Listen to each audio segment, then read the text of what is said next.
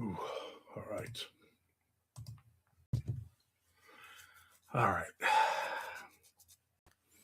Let's get some work to do today. Boys, girls, children, all ages. Ooh,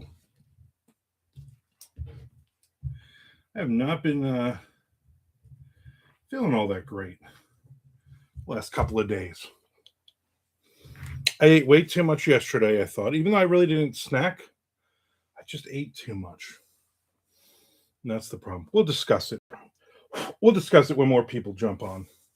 We'll discuss other things too. My numbers, writing, depression, my wife coming home later tonight finally, all those little things.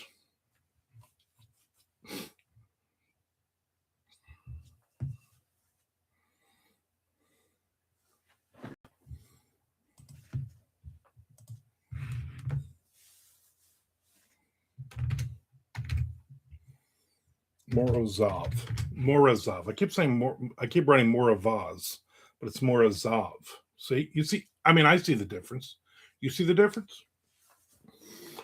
I have food in the oven right now, so at about 6 or 7 minutes after the hour, probably about 15 more minutes, I will have to get up, take a break, grab my food.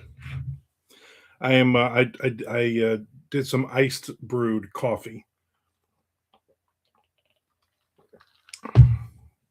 which is delicious. I figured that would be better for my stomach than another cup of hot coffee. I'm probably completely wrong, but who knows? So hopefully you are having a better time of it. I really can't complain too much, but I still do. There's Chad Lusky. Good morning, man. What are we working on today?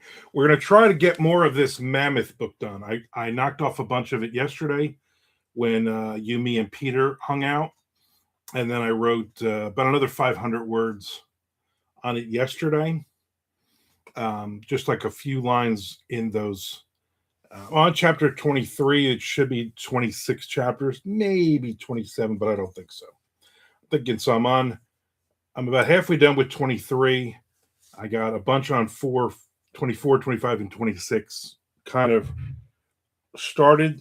So, with any luck, 2-3 days from now, this garbage will be done. And then because it's a severed press book, it basically, no beta readers. I run through it one more time and then I send it right to them for them to edit.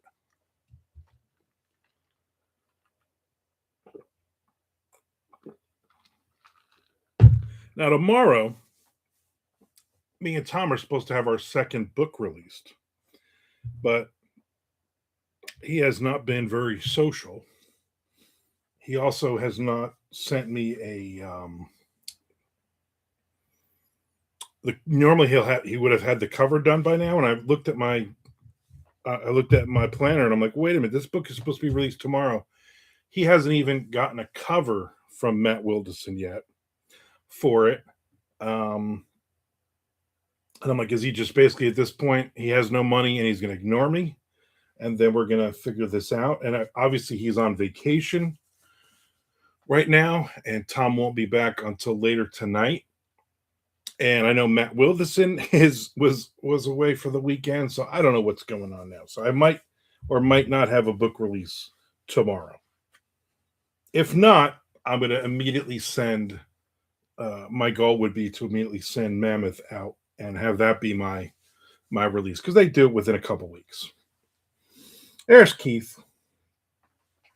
So hope everybody had a good weekend. I had a good weekend.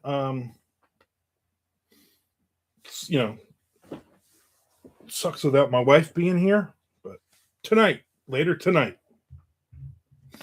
And for those just joining me in about 10 minutes or so, I got to go get my food out of the oven. Chez says, hope he hooks you up with a decent cover and that the release goes smoother. Yeah, that would be really nice. because we've planned these out. We were doing rapid release on these, and now we're doing like every 3 months, which Tom said is fine because he's not working, and he was like, I'm going to try to work I'm going to work a deal with Matt, like a payment structure, and obviously Matt was good with that. And that first, the Painted Black book came out 3 months ago, and a couple weeks before the release, Tom sent me the cover. What do you think of this cover? I like it. Let's go. And then who knows? And then I was like, okay, good. We got April, and then the next one will be out in July. Key says, Lisa says to take your opinion and shove it. She hated Highlander. I didn't say I liked that movie. I'm going to be totally honest with you. I'm not a fan. I only saw the first one. I'm not a huge fan of it. So all I said was we were naming movies from back then. I never, ever go back and look at the tape. I never said, oh, that's a great movie. I just mentioned it because of the movies I could say Buckaroo Banzai. I could say The Last Starfighter. Both awful movies.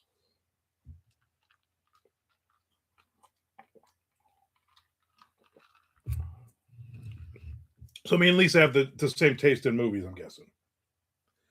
I know, but I blamed it on you anyway. And you know what? I have no problem with that. As long as it gets you a little something, then I'm fine with that. I'm fine with being thrown under the bus. Take that back on The Last Starfighter. I'm gonna be honest with you. Last Starfighter I saw in the movies when I was however old I was back then. And I wasn't a huge fan of it then, so I'm sure I will not be a huge fan of it now. When did that come out? Let's look that up. Instead of me writing.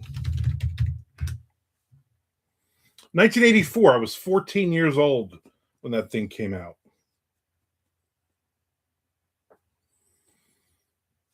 Yeah.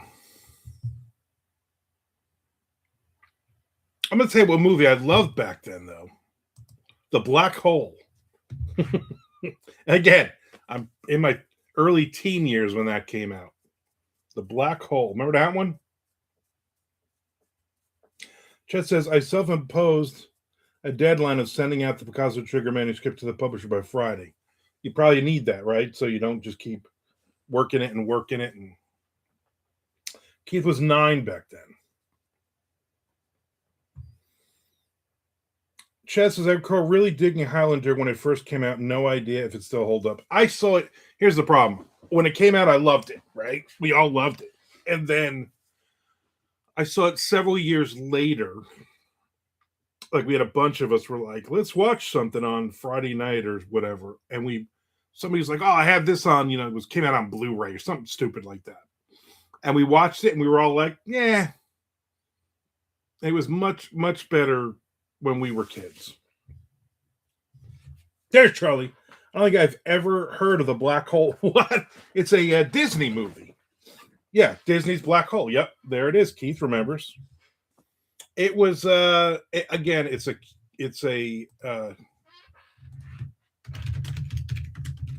When did that come out? As a kid, 1979. So I was literally like 9 years old. It might have been like maybe when I was 10 or 11. It was on HBO. And it was one of those movies that was on 1,000 times. Does it hold up? I have no idea. IMDb gives it a 5.9 out of 10. Rotten Tomatoes gives it a 44%. It's one of those movies that when you're 9 and 10 years old, you watch. Keys, I remember Disney's Black Hole. There's Frank Adler with the yo, like all of us young kids say. Keys, yeah, I make Lisa watch Black Hole and the effects were decent. Really?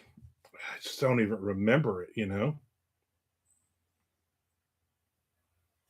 Anthony Perkins was in it.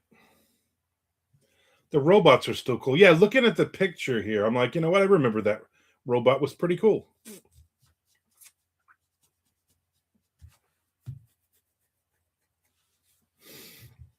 So yeah, there you go, the Black Hole. Black Volt, no, you're thinking of Black Volbeat. Wait, almost 38K? Yep. No, 33. 33K. Yeah. I woke up this morning to 33,054. And right now I'm at 33,432. I also have 3,828 hours. So about 180 hours. Wow. Insane, right? Don't push me to 38K now. That'll take another 2 days or 3 days at this point.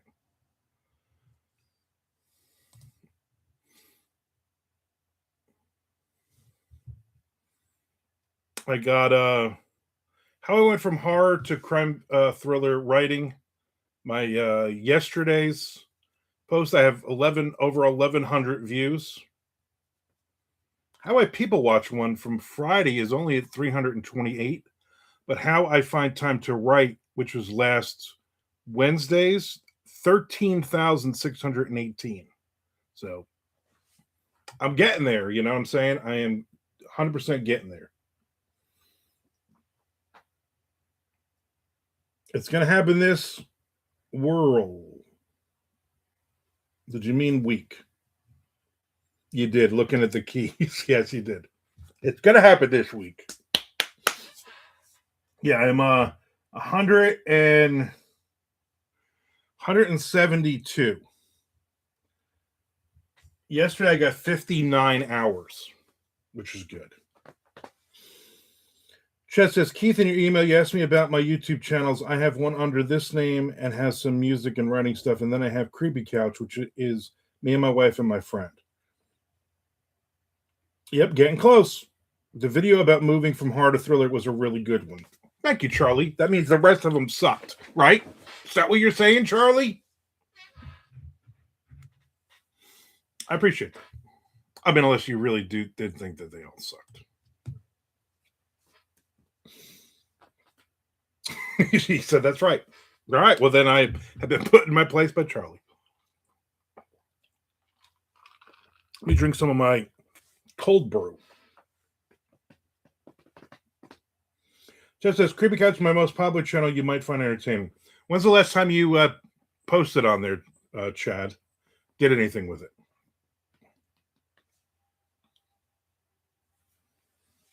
Keith says, we'll look into those. As Mike Lee, hey Armand, would you ever do videos on the craft itself, like how you personally structure your stories, what you avoid, etc.? Would be interesting to hear from someone with so many under their belt. Lorraine, lady in the house. Wait, Chad has channels? I'll definitely take a look. I've run through his Creepy Couch ones already. I probably can do it another couple times though. Craft videos, Mike, are tough because I'm just a complete pantser and I just kind of do whatever it feels like doing at that moment. I would imagine I do have one actually coming up. How I plan a story, it's called. So that one I can touch a little bit on those things. So good idea. Charlie says, creepy couch tricks. Don't everybody be leaving this channel now to go look at his stuff. Oh. Chess has been a while, Armand. I got locked into a handful of our children's books and then the dusting of Avon and releasing it. Yeah, Charlie. That might be, since you brought that up, Mike, that might be Wednesdays. He says, I'm a total pantser, no outline here, and I wrote 1,000 words this morning. Wonderful. I wrote 1,500 yesterday with Chad Lutsky and Peter Marsh in the morning. But then I didn't do much of anything else yesterday. So we got a big storm this afternoon. I'm looking forward to. I'm hungry. I got my lunch.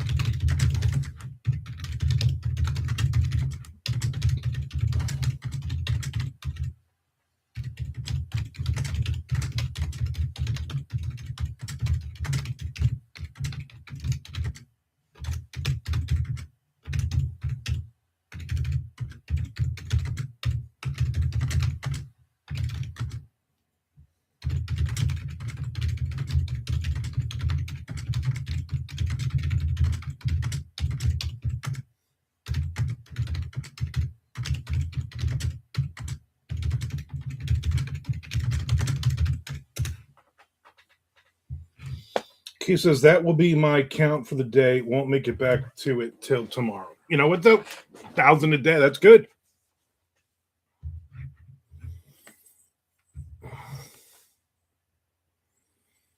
I have about 4,500 words left to write in this mammoth book.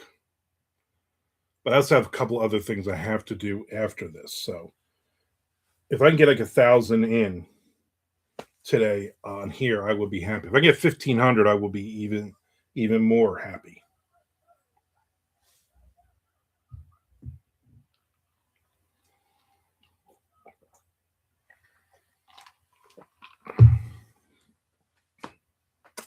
And so I didn't get to write this morning because I had extreme dizziness. My husband had to stay home for a few hours to help. Well, that's not good. I hope you're feeling better. He says, my goal is always 300, so I've been killing it with memoir before. Good. Yeah, I'm guessing you have ideas. Yesterday, that was the thing. I knew that chapter, where that chapter was going and where the next chapter was going in this book. I knew the idea, so I wrote a lot. I kind of know where I'm going on this one, and I wrote a little bit of the last 3 chapters after this. So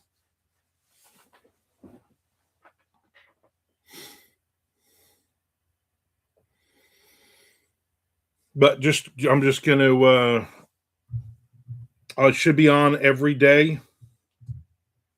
Thursday is gonna be tricky. Thursday we have Mike Lee, do we have lunch on Thursday? Have you sent out the notification?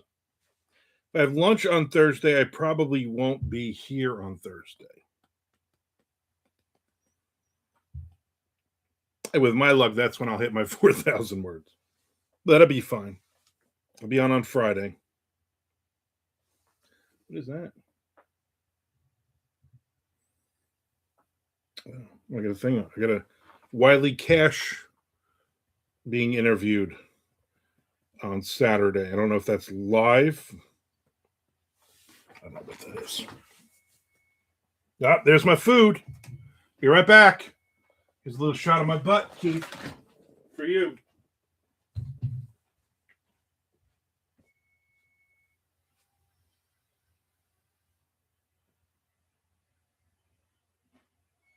Rain down on me.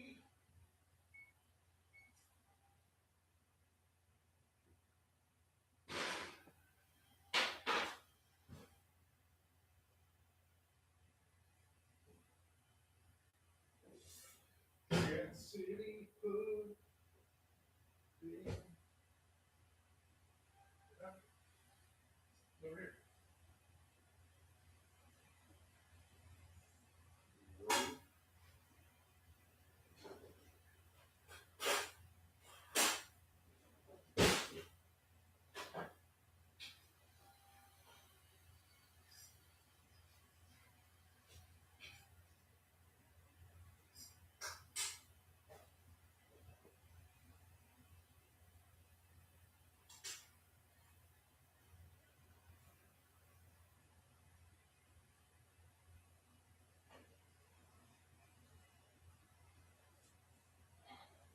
Come here.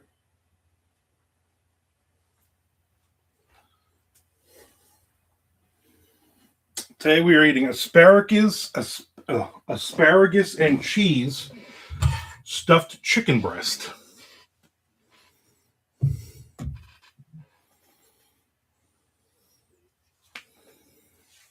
I literally this morning I was like, you know what? Whatever the last t-shirt is all the way in the right of my closet, that's what I'm wearing if I can fit into it. This is my Baseball Hall of Fame shirt. You probably haven't seen this one because I haven't probably worn it in, I don't know, years. Let's see, the last time I went to the Baseball Hall of Fame was before COVID, me and my wife.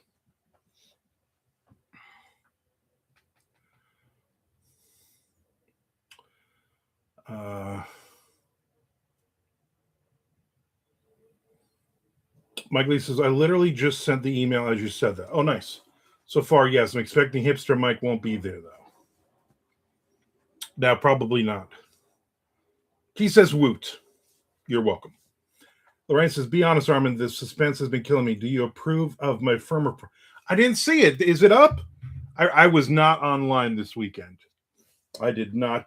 I did not do much. And then this morning was uh, I I had another horrible night sleeping because my wife isn't here.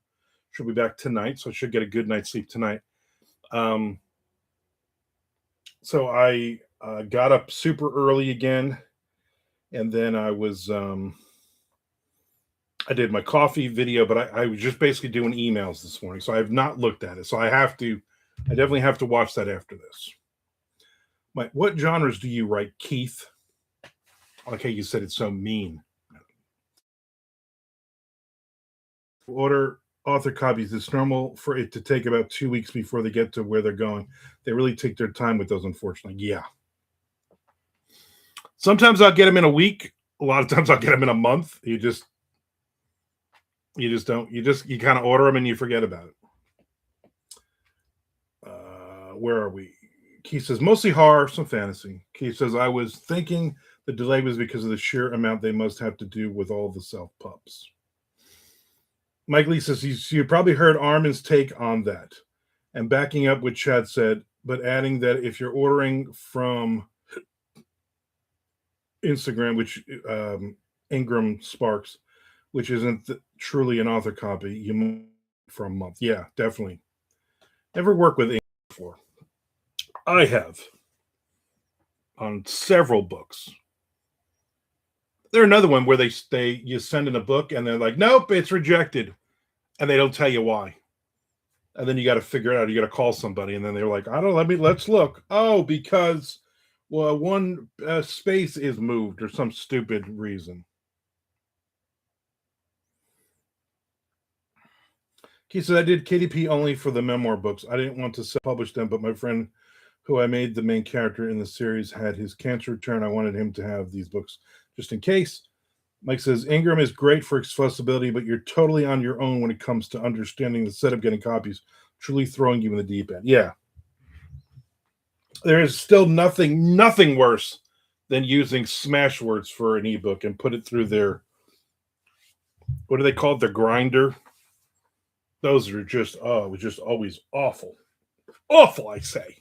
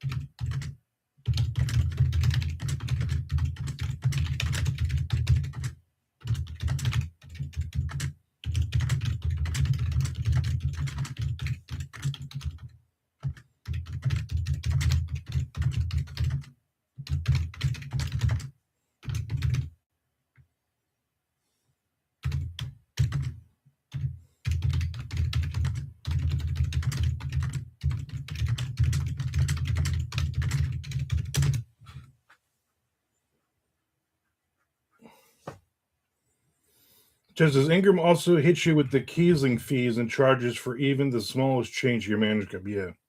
So the good part for me for that is I'm part of Novelist Incorporated group, and we get free codes on all that stuff. So they don't ever charge. I can put stuff up for free, and then I can get as many. I can get up to like 4 changes, and they don't charge me. Not that I really put too much up there anymore, but at least it's still good. Trish, does anyone use draft to digital? I have 5 or 6 books on draft to digital, older books, and I think several of them are print. I've used their print books, but I've never ordered their print books. Right, says I had to take down the first version of the short because I didn't go far enough. Only about 230 views and bad timing. Scheduled a re-release for this morning. Last I checked, just under 1,000. Oh, nice. Just as I have, it's nice to use if you want to go wide, but going wide has never done a thing for me. So stick with me. Yeah, as much as you're like, oh yeah, I go wide, evil Amazon, blah blah blah. So you know what? It's the only reason I'm still a full-time author. This is Charlie. I read Waterlogged last night right before bed. Great stuff. Mike says I started with draft to digital and it was simple, but I wouldn't let me format the way I wanted, so I switched to Instagram. Wider and better functionality, but exponentially more a pain. Yeah. Here's the thing. I just stick with Amazon for the most part. That's where you're going to make all your money. That's where everybody is. Until one of these other places finally, after 15, 20 years, steps up and actually comes up with a system that's better than Amazon. It's going to be Amazon. Try thanks, Lorraine. Okay, thanks. I'll probably go with KDP. Yeah, I would definitely go with. You can do all of them for print, but people are going to buy them. Literally, people are going to buy stuff on Amazon. That's the bottom line. So I always do my ebooks in Amazon and Kindle Unlimited. So I do the exclusive because I get a ton of page reads on my stuff. And then I always do my print there. And then sometimes if I'm in the mood, I'll put it somewhere else. But otherwise, you're not making a ton of money. Mike says, going wide doesn't even matter unless you're willing to take the hits on returns anyway. Most of my sales have been on Amazon. I got a good number of physical, but once you family friend, yeah, exactly. That's good.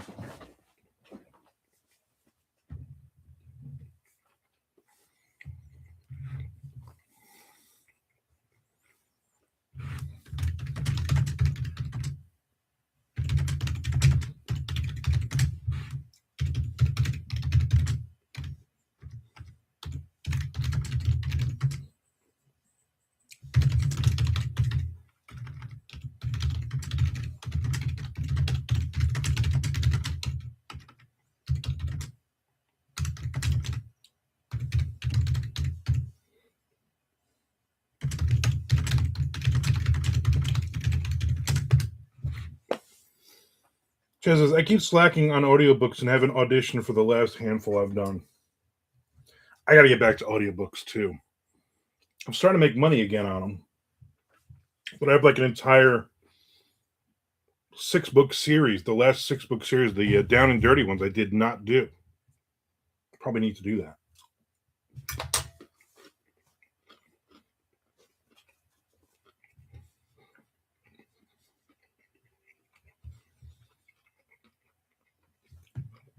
My first $10,000 once I monetize on YouTube, I'll start doing audiobooks.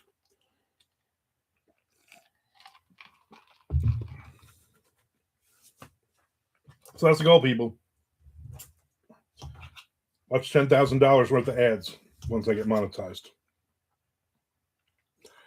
How much it cost to do an audiobook?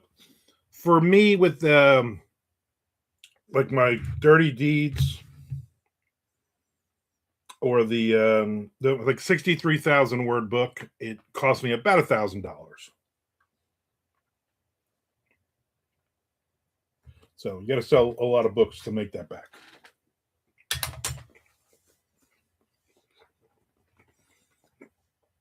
Chad always does royalty share, so I haven't paid a penny. Right, you can do that too, where all the profits are just getting split between you and that person. I think I've done like 50 audiobooks, and probably 20 of them are royalty splits, and a couple of them, like the first couple of Dying Days books. Obviously, looking back, I wish I hadn't done that because I made a lot of money on those, and so that that royalty split saved me $1,000. But then I've probably made about, I think I looked, it was like $9,000 I've made. So I only get like 4,500 of that or whatever, less than that, whatever it would be. So I should have spent the 1,000 and I would be like $3,500 up. But you just don't know. And at that point, I didn't have the money to do it. Once I started doing the Dirty Deeds books, I had the $1,000 for each book. So you just got to find a good narrator. And sometimes those royalty ones are newer people coming out. So sometimes you get you get somebody that's really good, and you also hope if you're doing a series that they're not going to try. I had on I forget which series, but somebody had done a book on royalty, and then I was like, all right, let's do the second book, and they're like, all right, I want $195 an hour, whatever it was, and I was like, yeah, I'll just get somebody else. I knew you were going to do that.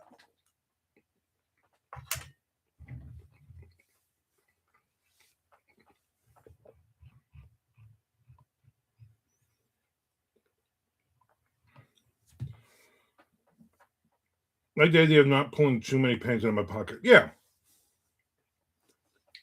Lawyers don't even cause them. Well, that's the going rate for a professional audiobook narrator. The guy I use, Jack DeGolia, he's done hundreds and hundreds of books. He has his own company, his own studio. He's done Cartoon Network shows and all kinds of stuff. And he breaks down every voice he does for me. He does a different file. So if I give him a new book, he'll read through it and he'll be like, okay, so this character, this character, this character, none of these characters are from a previous book or any of your other ones. And I'm like, no. And he's like, all right, I'll create new voices for those, which is cool.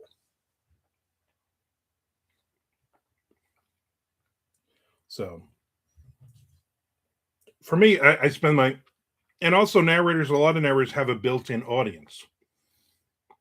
So I know when I do with Jack, I will, there's a lot of people that, because he'll also promote the books in his group. So there's also a lot of people that will buy it because it's a Jack DeGolia book too. So that also helps. I just don't have the $1,000 right now to lay out. I've been spending money on everything else. Mike says that's the most bizarre thing about the literary industry. Everyone gets a massive cut before the creator, so the creator gets scraps. I don't know any other creative industry that works this way. Musician.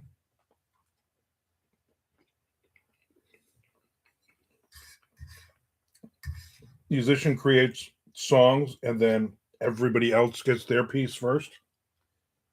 Yeah.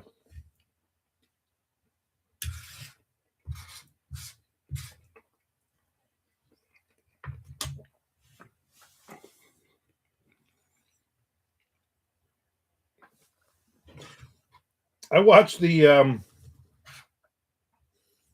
stuff. Yeah, I watched the Devo documentary on Netflix yesterday. I don't get it. I was never a fan. And I don't understand their whole concept, the agenda, everything, but it was still interesting. And it was interesting because like we just want this message about de-evolution, mankind, blah blah blah, but now we got to deal with Warner Brothers and corporate stuff and everything else. It was an interesting documentary. Musically, they're awful. Actually, they get mauled on Spotify royalties, so that's difficult for them. Yeah. Spotify royalties are ridiculous for bands. Well, damn. Now they get screwed because everyone just uses Spotify and you have to tour to make money. Yeah. That's why a lot of bands do the meet and greets that they're charging you, and you got to hope you make some money, a couple bucks on merchandise.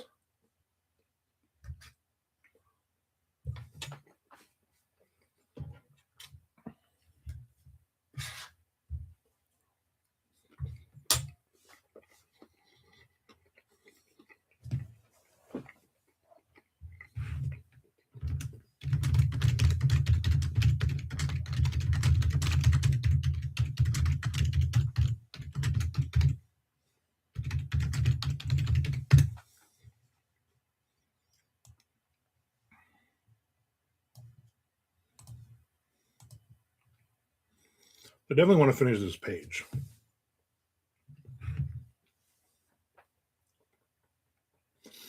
Are they doing that thing where they will call your friend and wish him a happy birthday? Yeah, what is that? Cameo. I'm on there. I got a thing on there too.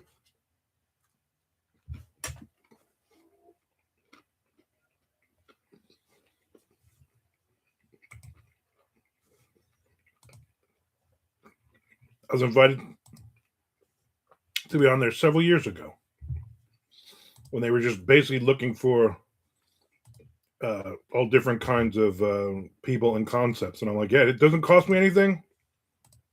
Sure, I've had a lot of looks. I've never had anybody who would pay. I think it's like, I don't even know what it might be, like $20 or something like that.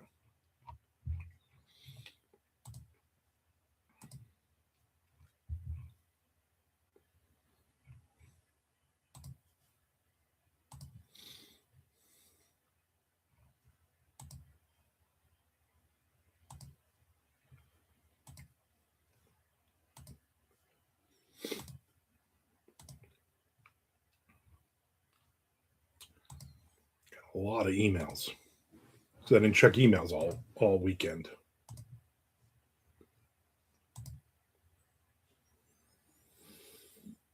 Went down to see my mom on Saturday. Spent most of the day down there. They're cleaning out the garage. My mom and my daughter's boyfriend.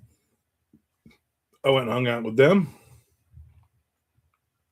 Took a nice leisurely drive up down A1A and then back home up A1A. It was nice.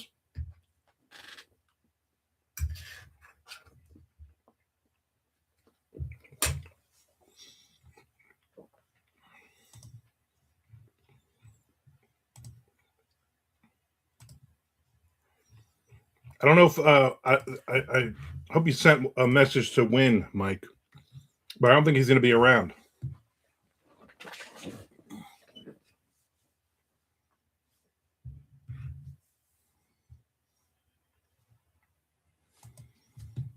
I think he's in West Virginia now.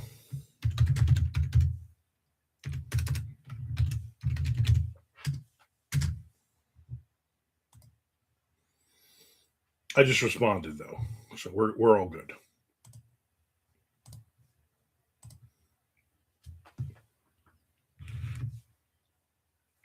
He says, I had a call from my father. He thought he was calling my brother, but hey, I'm not too hurt. No, he's going to do the snowbird thing. I think they bought the house in West Virginia, and I think he'll be around for the winters.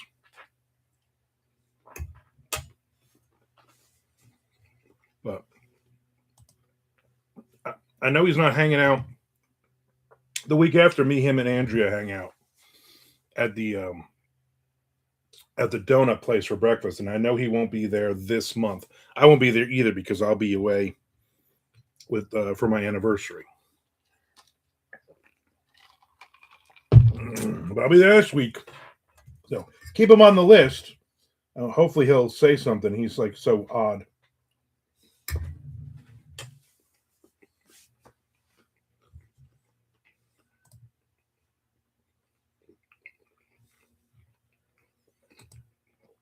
Maybe just you, me, and old Mike. If old Mike is around, unless he went to Ireland again.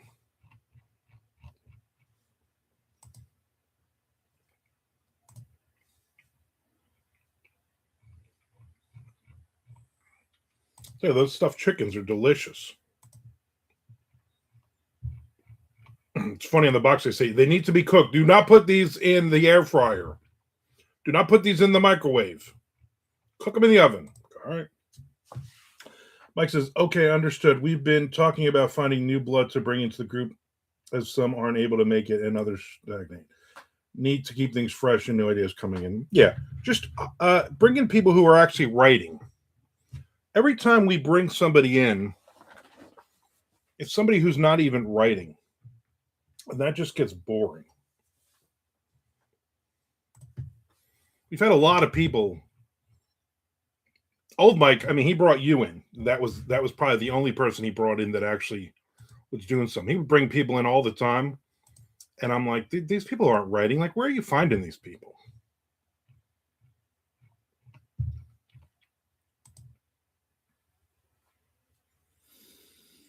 You are pantsers, not posers. Yeah. Death to posers. Armand hates it when people talk the talk but never walk. And I'm not even like, I mean, I did a video on this. I'm not even like mad if you're like, hey, this is fun for me. This is a hobby. But write something at some point in your life. If you're not even writing at all, but you're like, oh, I'm a writer, but I haven't written anything in years, then you're not a writer. Why are you hanging out? You're eating all the good shrimp.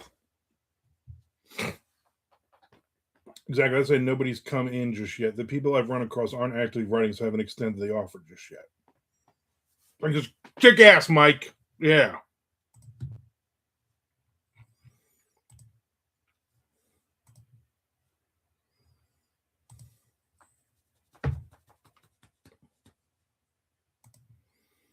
It's like as soon as I delete something in this email, I get 3 more. Crazy. Who said you're not a writer unless a writer says you are?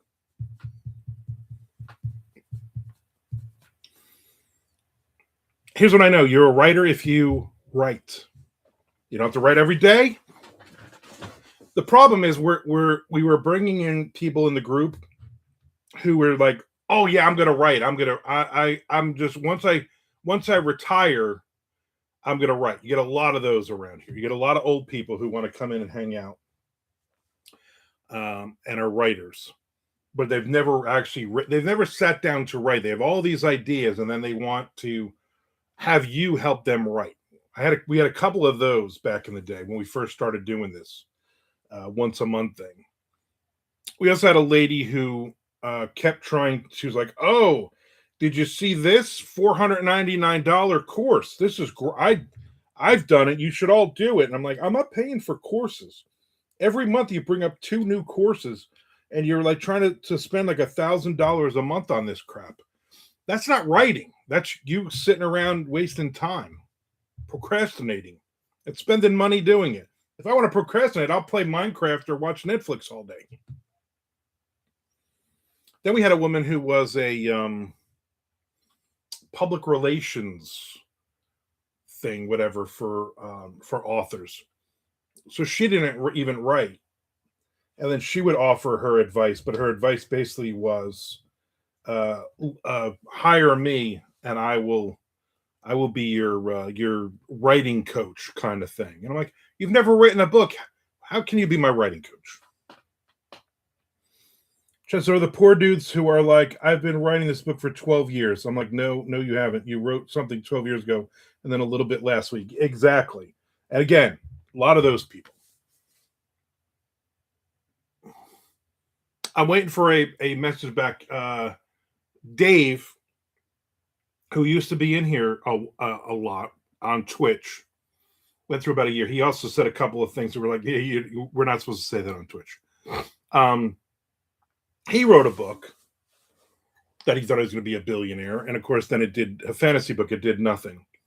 And then he sends me a message a couple days ago out of nowhere. And he's like, hey, I wrote a children's book, but I couldn't find, I went through like 4 or 5 artists and none of them wanted to do it, or one of them flaked out. One of them died, like all this stuff. He's like, so I just, one of them gave me partials of stuff, and then I just used AI and finished the book.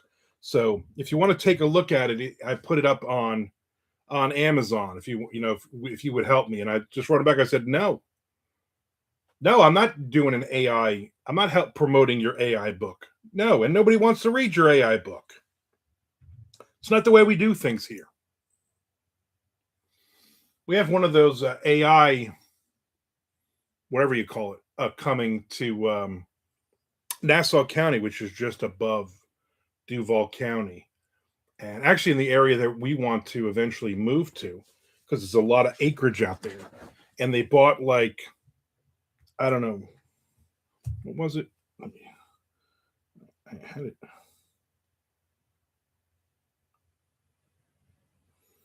I wrote it. I sent a message to somebody.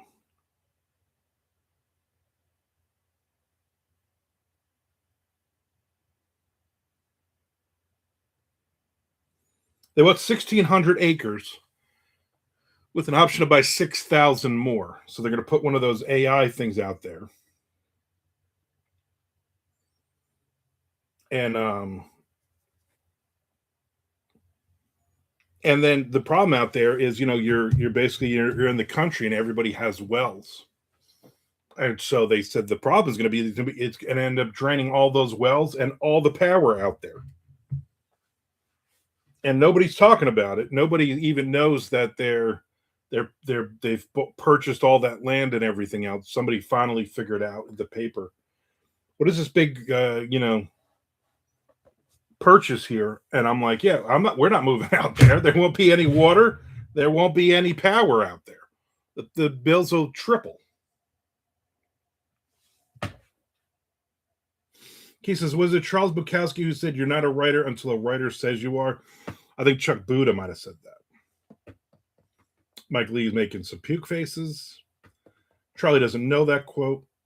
Mike says, I haven't heard it either. I don't see it attributed to anyone. Damn it, none of you are helpful. He says, I probably have the wrong quote. I'm striking out on my searches too. Did you hear the controversy surrounding Shy Girl? Yes, I think we talked about that the other day. Chad, I think I get anger about the AI children's books more than I do any other genre. I have zero respect for people doing that. Yeah. Mike seconds that. I have Shy Girl is nuts, but at least she didn't leave the AI prompts in her book. I guess that's something, right, Keith? Oh, that whole thing is just being really mishandled on all sides. Somebody else did this. Oh, so you let somebody else write your book and you didn't look at what they wrote. And if it's this awful book, why is everybody?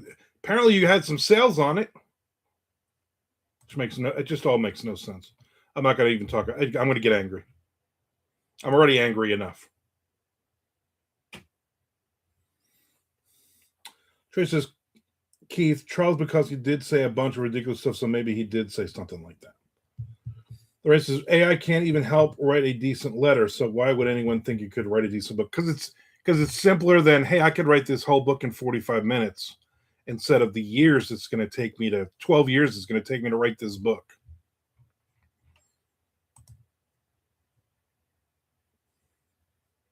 Keith says, Casey Crown and Rainier Ferris left the prompts in. Mike says, well, it's looking more like it was her editor who did it. She's gotten a lawyer involved. Either way, it says a lot about the traditional publishing industry as gatekeepers. Well, so what I'm gathering is she's saying I'm going to get a lawyer involved, blah, blah, blah.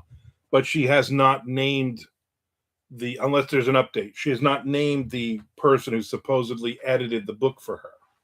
And she probably won't because it's probably not a real person. It's just she's trying to put the blame somewhere else. And she's going to try to sue the publisher who literally has the language in their contract that if you're using AI stuff, then we can basically cancel your book. So she'll get nowhere with it, which is good. I don't believe that it was the editor. I believe it was her. I spent 25 years learning how to draw. Now some nitwit can plug in a prompt and do it in 30 seconds. Exactly. And you know what they're doing? They can do it in 30 seconds. And everything you've written in the last, everything you've drawn in the last 25 years, they have at their disposal to steal. Keith says, Mia Ballard did steal the artwork for the self-published books. I have my doubts. Exactly. She knew what she was doing. Just that people would rather have written more than they want to write. Yeah. The case is interesting as Hachette admitted to using AI to test for the AI, which is the problem with that because those AI things, like people are putting in like Moby Dick and stuff, and it's like 78% AI. Like, no, because that's what they're stealing from. So it just keeps cannibalizing itself. Whereas as you guys have indirectly encouraged me to cut the length of my third novel by at least $20,000, aiming for $70,000 this time. AI cannot test for AI. I've tested it as of many, many others before me. It once flagged something I wrote myself as over 90% AI, but didn't flag something I told it to generate. Yeah, I mean, The whole thing is ridiculous. As writing makes me think of an author who was asked to blurb a book, so they create the most flowery purple giant paragraph blurb they can of that it never fit on the cover. Mike said what Armand said. Or they, I always do, like, but so Joe McKinney, right, or McKinley? Joe McKinney, who did the really phenomenal zombie books back in the day. He's no longer with us. He started posting political stuff, and then everybody jumped on him before all the Me Too and all that stuff. And then he got a pen name and he started writing non-horror stuff. But anyway, when he was doing the horror stuff, Dead City is one of his books, really good stuff. He blurbed everybody in the horror. Everybody went to him. And every one of his blurbs was like, this is the new face of zombie horror. Like just really generic. And he didn't read anybody's book. But he had his name on everybody's cover because he was, winning Stoker Awards because he was part of the clique. Whereas there's so many stupid purple flowers all over the place. Most of it doesn't even make sense. Yeah.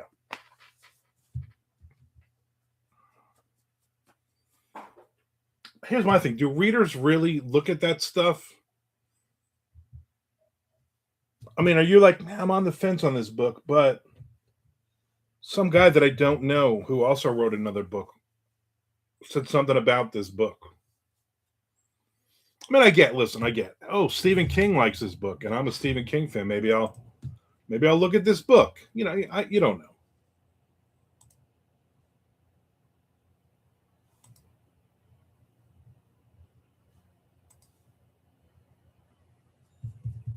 You sound like you're trying to. I mean, that's also one part of that.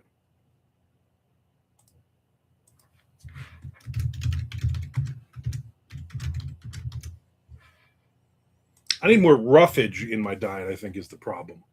Roughage. I do not eat. I like salad. I don't eat salad.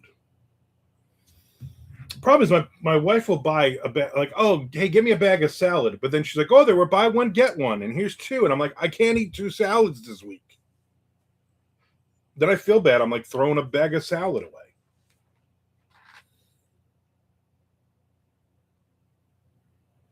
I believe in the meat too movement. That's a good movement. Meat is delicious. Shy Girl has a lot of positive reviews. I think average people don't notice. Now, all of this stuff is, what she'll do. She'll get a little bit of notoriety about it. She'll re-release it herself, and she'll make some sales on it. She was making good sales before, and then I'm sure her next book, her follow-up book, will also be written using AI.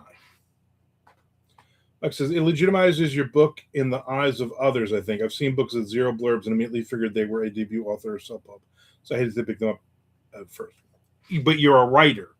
As a reader, I don't think they give two shits about that. Charlie said, before I started paying attention as a writer and just buying books as a reader, I never paid attention to the blurbs, intros, or rewards. Exactly. Charlie says, me too. I think it's more that average people don't care because they're not creatives. They just want a good book. Chaz, unfortunately, blurbs don't do a whole lot for sales. I've gotten blurbs I thought would sell me 1 million copies, and I could tell the needle barely moved. Mike says that's fair. Yeah. I've had some really good blurbs myself, and it does nothing for your book.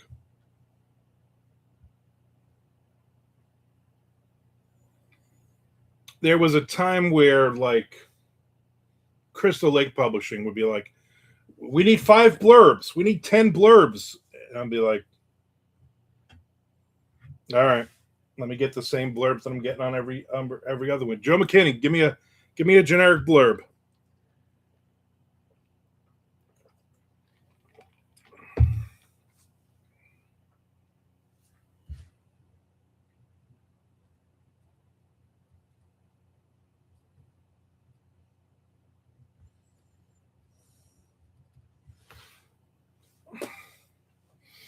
I should just eat chicken for like a week. That would help. My mother's on she's on the same thing I am, but she does the injection one. You're not sticking a needle in me. And she's lost like 65 pounds in like the last 4 months or something. I mean, super skinny, but I'm like, that's too fast. I would love to be under 300 pounds though. I just feel, I just feel tired all the time. All the darn time. All the darn rootin' tootin' time. I apologize, Keith, for that language.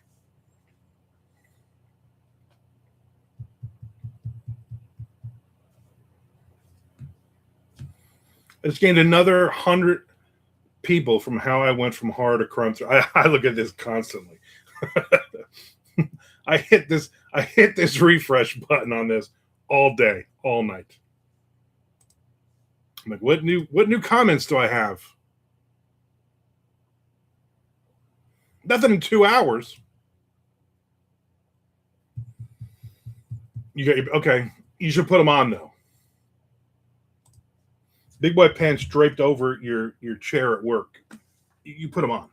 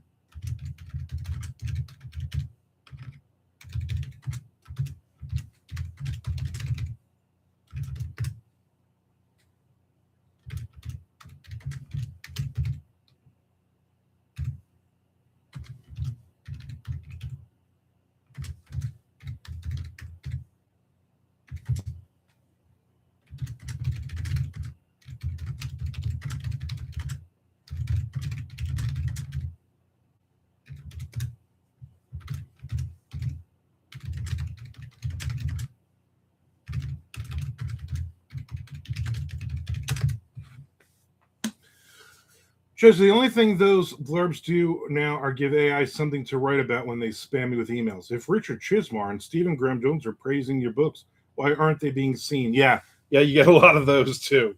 Yeah. What do you want a comment on? Any random video that you've watched already. I would appreciate it. I like your insightful comments. Somebody's been going through, I forget the guy's name, he's been going through my old videos, watching some of the old stuff, and then commenting on them. And then I'm seeing a nice little boost in those as well. I'll comment on the lack of butt crack in some of those videos. I'm trying, Keith. Lord knows I'm trying.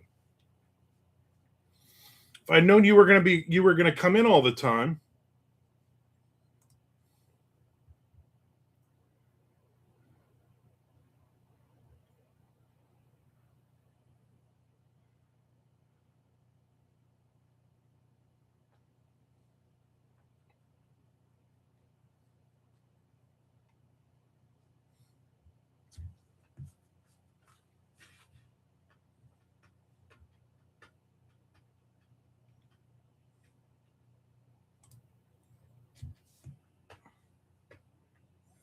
More crack. He said, I'm just trying to do my part. I appreciate it. I honestly appreciate it. Yesterday, I watched the Devo documentary. Good documentary. I don't like their music at all. Never did. I also watched the, what is it, Untold, the death and life of Lamar Odom.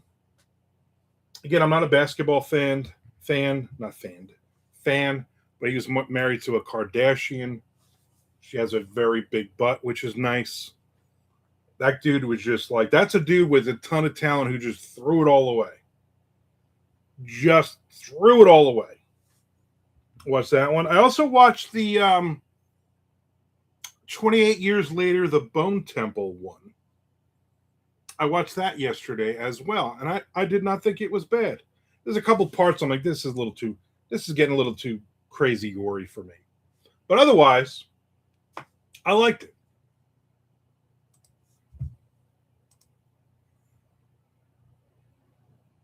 I don't know what else I watched though. That might have been it, to be honest with you.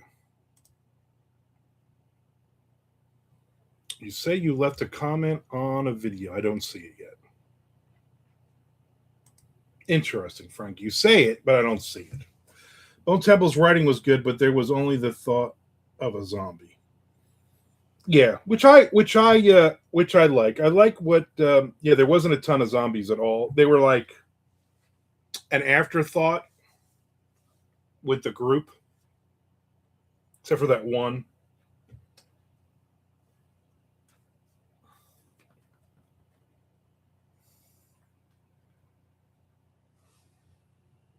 Lorenz says, I love Cillian Murphy, so I thought I'd start with the beginning of 28. So it's coming around again now because the last movie they're going to do in this series is him. Is him back 28 years later.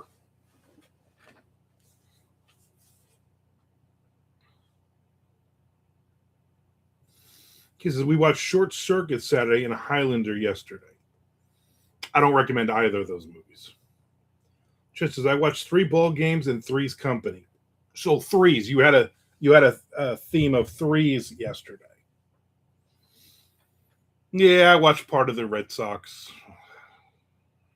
We're 3 series in. I'm already hating them. I'm already complaining. Maybe you did forget to hit enter. Oh, there it is.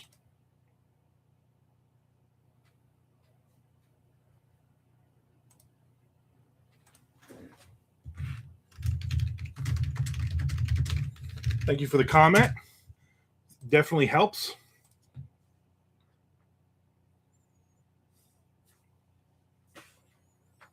Mike said, it wasn't even a study on the human condition like most zombie stories end up being, more so the downfall of a cult. Yeah. Again, good story. I like the characters. Definitely when you meet that group at the end of the previous movie, you're like, oh, this is going to be interesting. And then it's like, oh, this is a lot of really over the top brutal stuff. I'm like, yeah, I don't know if I want to keep watching this, but I did.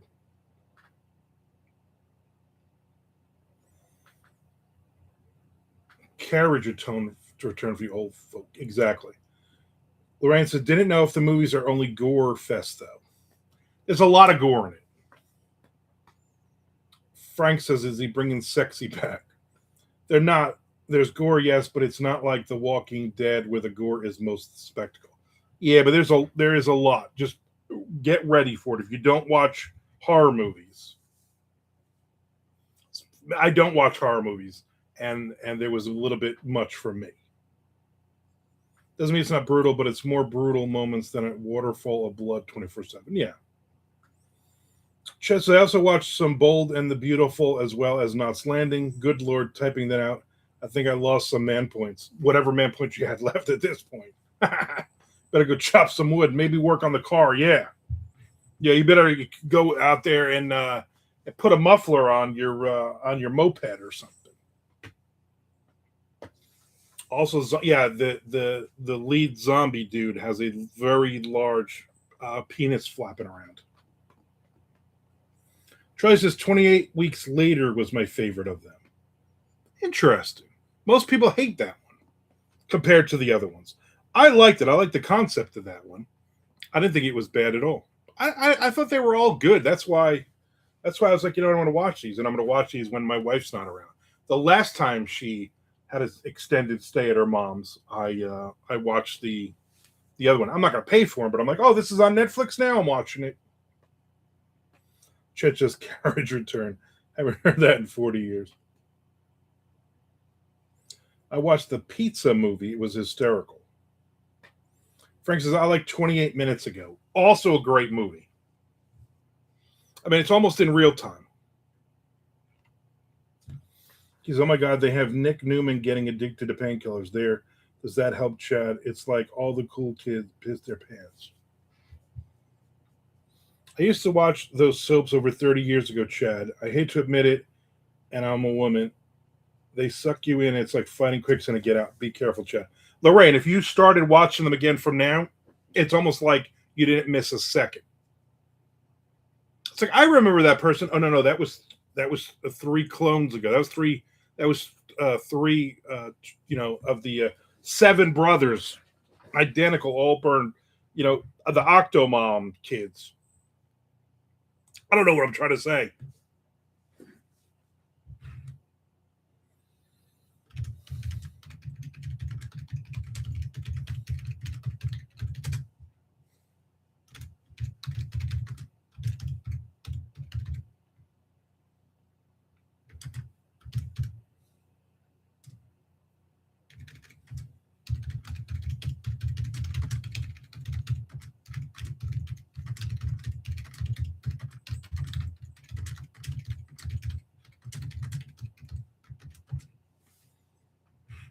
It says Chad twice. New nickname. Sorry, Chad.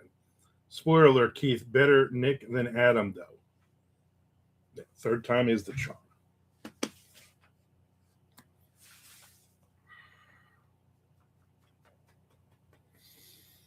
I just want to throw out there, I appreciate everybody watching all of my videos, commenting on all of my videos, and all the new subscribers. And a lot of people watch this after the fact. Obviously, I'm guessing they're working during the day, and I appreciate them watching them at night. I got a guy who comments like 5 times on every video. He's like, boosting the algorithm. I'm like, dude, thank you so much. I appreciate that. And then, I mean, Frank is watching 7 or 8 minutes more of my videos every day too. So I appreciate all the work Frank is putting in. Accidentally clicking on one of my videos. What the heck works during that? I know, right? You know who does? Suckers.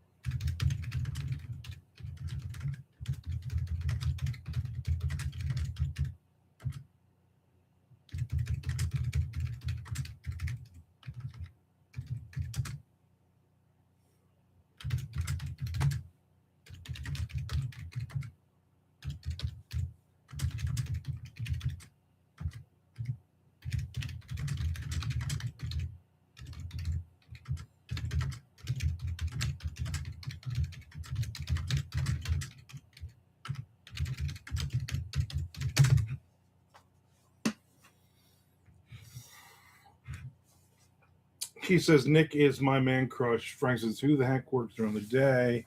Frank says, I watched 11 minutes this morning. I appreciate that.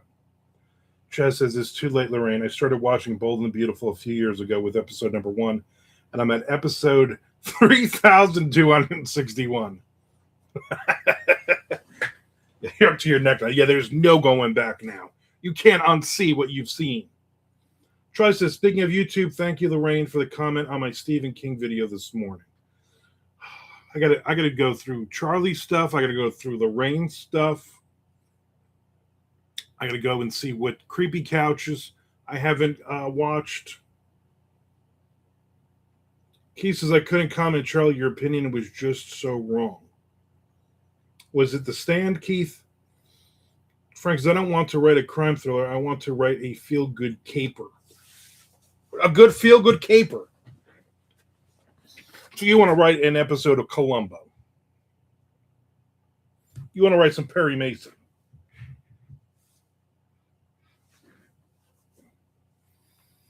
I agree with you on that. Salem's Lot is my favorite.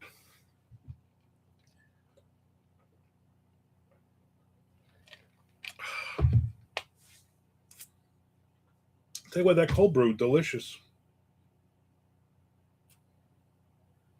69 degrees right now here, Lorraine. Very windy, although it doesn't look like there's much wind. But we're going to get some rain showers this afternoon.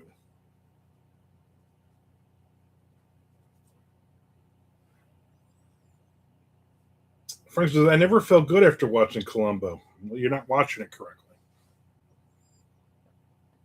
Charlie has Soames' Lot on there. Murder, She Wrote? My wife watches that. Or used to watch it every night. She would watch one or two episodes until she finished the series. She says, in fact, I said it rivals Dracula as my favorite vampire book. Wow. I never read Salem's Lot. I saw the TV show back in the day. Mark, open the window. My favorite vampire book is the Necroscope series from Brian Lumley. That's my favorite. I mean, I read the Anne Rice ones. I mean, obviously, the greatest book title ever is Vampire Armand. Right, so you could do a part 2, Charlie. Need content. Chess says Dracula was decent, but that ending was super anticlimactic. I know, right? All of a sudden, there's raptors flying around, and then the Titanic sinks. Stupid. Or this is obviously outside of the boundaries of 10 books. You still had it at what? 6?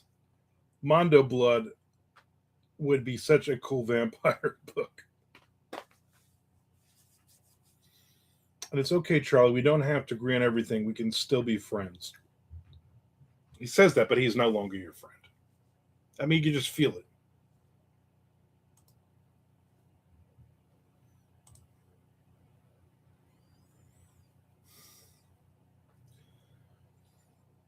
I try to leave at least one smart ass comment on each of your videos. And you know what? And I appreciate that. I appreciate all that's, you know what? That helps the algorithm. The algorithm isn't going, oh, no, this is a smart comment. This doesn't mean much. And I enjoy smart comments.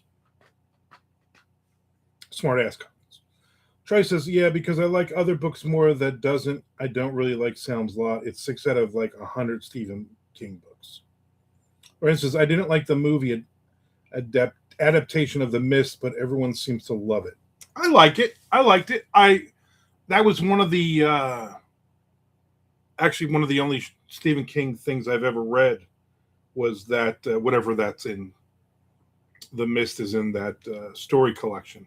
I like the story a lot better than the movie, but I liked the movie. But it wasn't like it's not in my top 20 movies or anything. For every person our age, Salem's Lot, the 70 miniseries was the scariest thing ever seen. Oh, God, yeah. I mean, that was phenomenal. My mother, still is to this day, still a huge Stephen King fan. And I remember when we watched that, I was like, I'm not going to sleep ever again. Troy says, you have enemies for life. Can The Long Walk be my favorite Stephen King? It can't, Frank. And I'm going to tell you why. Because only you can fight forest fires.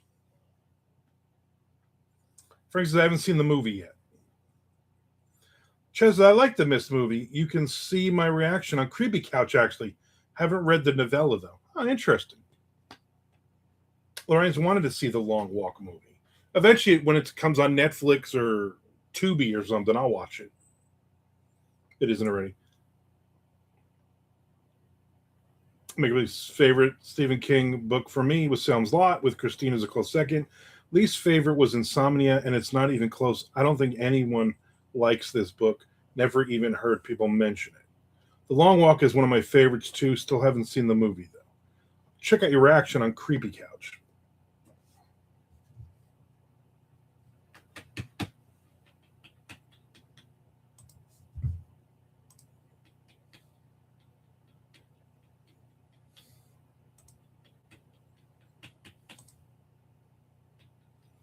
Oh, the movie Christine back in the day. Yep, great movie.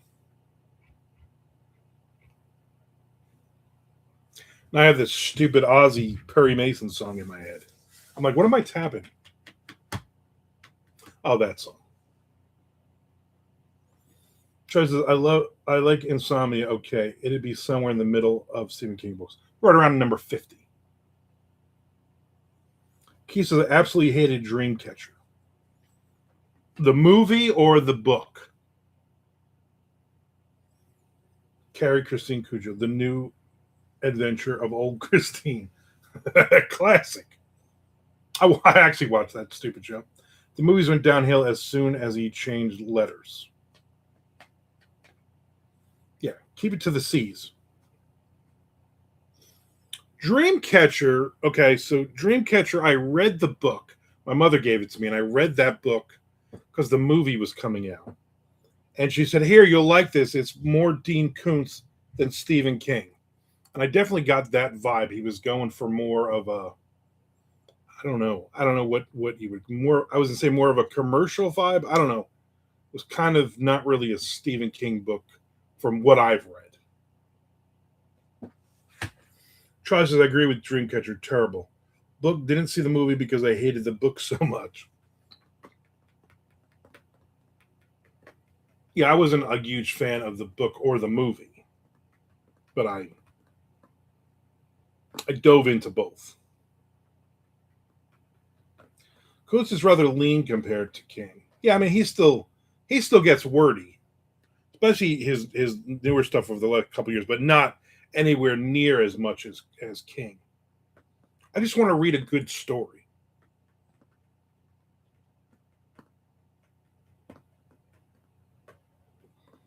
Like I like watching Stephen King shows and movies, but I not like my mother's like, oh, you're gonna The Outsider, I think it was, is coming and you should read the book. I'm like, I'm good.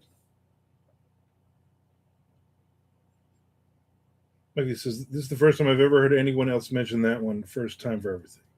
The Dreamcatcher movie is better than the book because at least there were good actors in it. Yeah.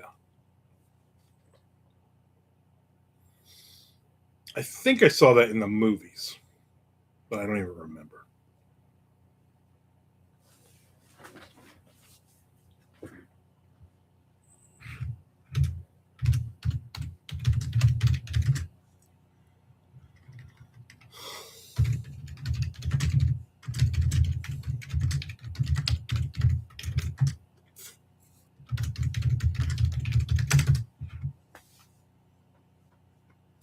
Coons is more straightforward and doesn't veer off the road for 50 pages, which is what I like.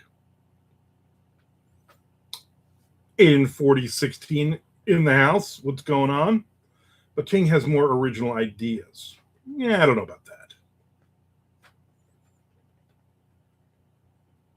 Lorraine is not familiar with Dreamcatcher.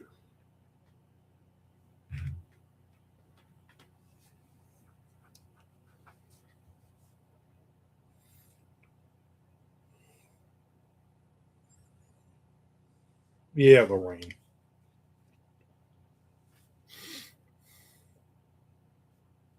I'm excited to go to Japanese buffet on Thursday.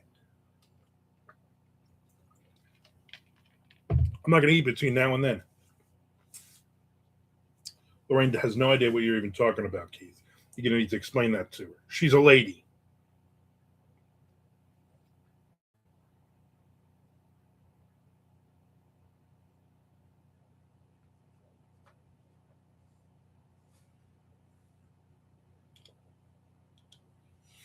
I'm sick of reading all your comments. You guys know how to read.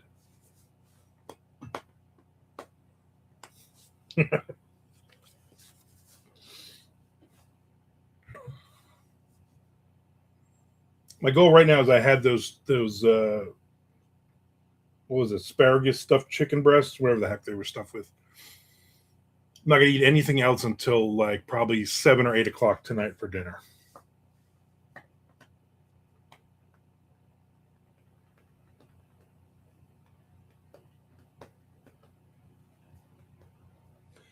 I'm driving. I've been counting on you to keep me up to speed on the chat. Oh, I didn't know that. I will. Why are you driving? Aren't you at work? Your wife, Your wife's still trapped in Wisco? You driving up to get her? Yeah, I'm not going back 12 posts. I was like even looking at him like, yeah, you didn't miss much. There's Nick Zinn. An hour later, as usual. He's on Wisco time. Got to drive Joy back to airport to get trapped in Wisco again. She going back? Goodness. Make sure she knows where all the cheese places are now.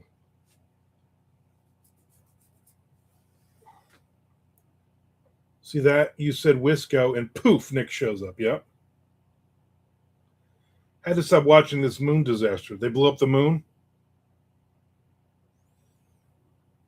Ches says, my least favorite king is most definitely the girl who loved baseball. She gets lost in the woods way too easily. I read that one as well. I probably read a lot more Stephen King than I think I did. I read that one. My mother, again, bought it for me for Christmas. And I'm a Red Sox fan. I was like, oh, this is going to be great. And then, yeah, it was very boring. Like, that book would have been better if the bear just mauled her on the first chapter. And then it was just a short story.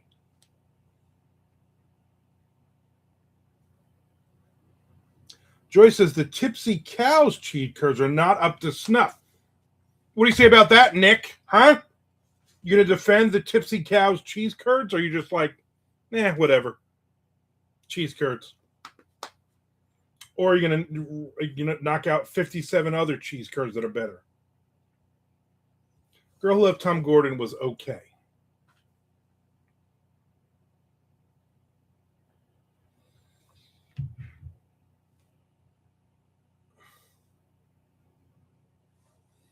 There's a bear. Great. Now I won't read it. I'm almost positive it's a bear. There's something in the woods following her. That's what I remember about the book. And I also remember she's listening to the Red Sox game. Obviously, I loved him in what's his name? Stephen Onan. Is that the guy who they did the Red Sox book together? Obviously, I love that one.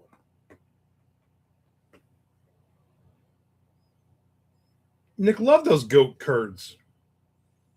She can't come back. You might as well just turn around and go back to Perth Amboy to Sayreville. Chad says, if any one of us wrote The Girl Who Loved Tom Gordon, it'd never get published. No way. I agree with that. It's to the point where he's one of a handful of authors that can just write whatever they want. It doesn't matter. Here's my idea. And a publisher goes, we don't care. Yeah, we don't care. I hated Duma Key and will cheekily maintain that he had that ghost written. That's the last King book I read, Frank, a year or two ago. Didn't care much for it. Interesting.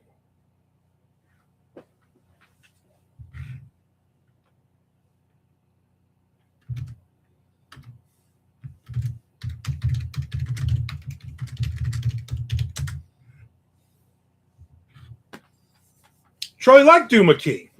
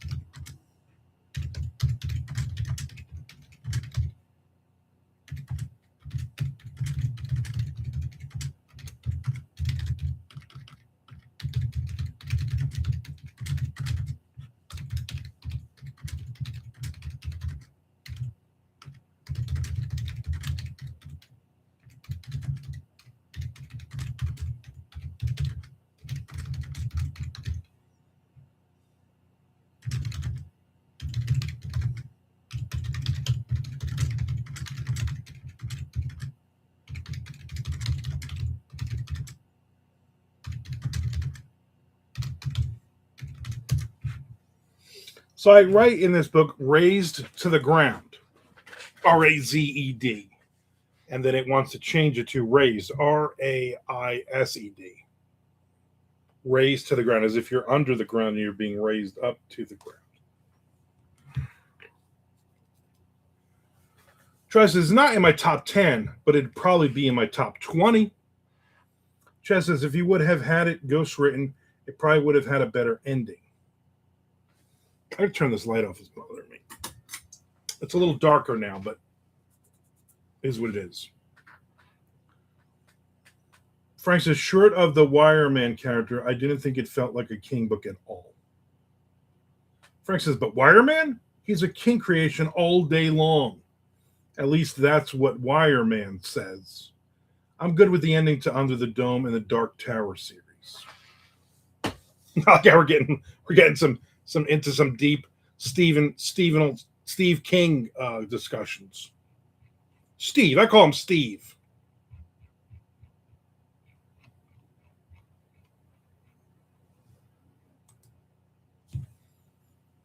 Mood lighting. Welcome to afternoon. Exactly.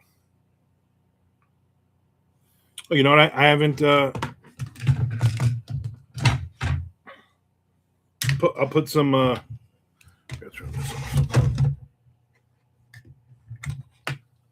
put on some mood lighting for you. That somebody generously purchased for me.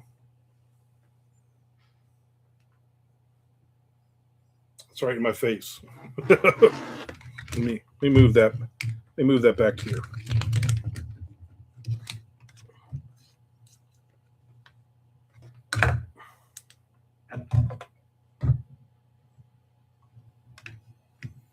Now to change color. Can you even see it? I can't. I'm blinded.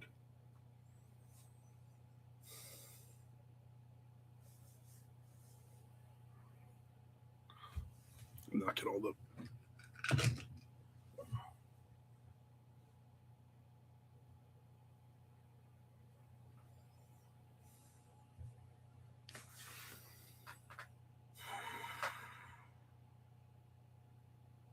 Says my favorite kings are Eyes of the Dragon, Green Mile, Sounds Lot, and Needful Things.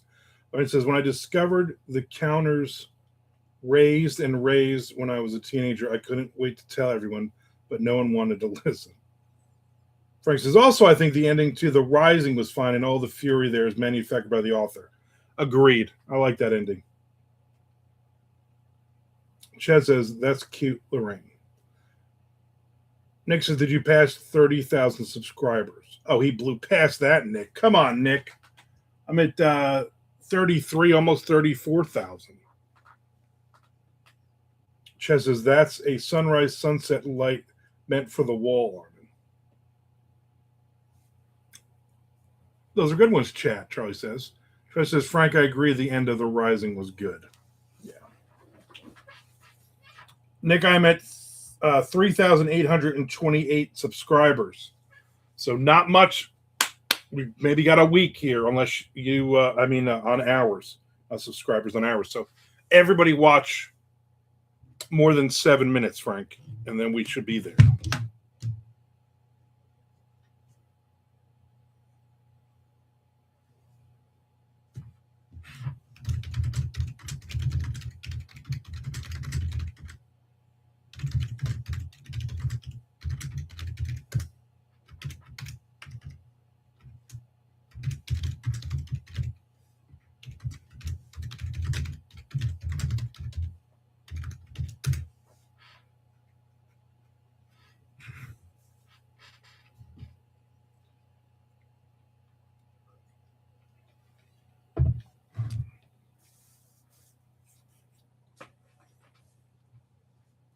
Let me look and see what time the baseball games are on today.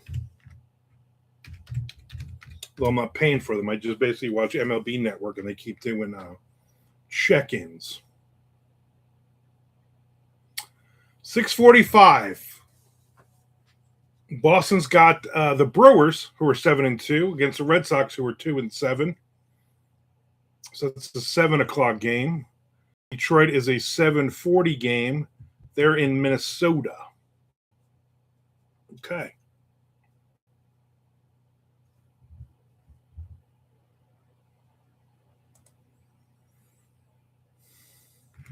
For instance, listen, I'm helping you on the long term game by not bloating your watch hours artificially.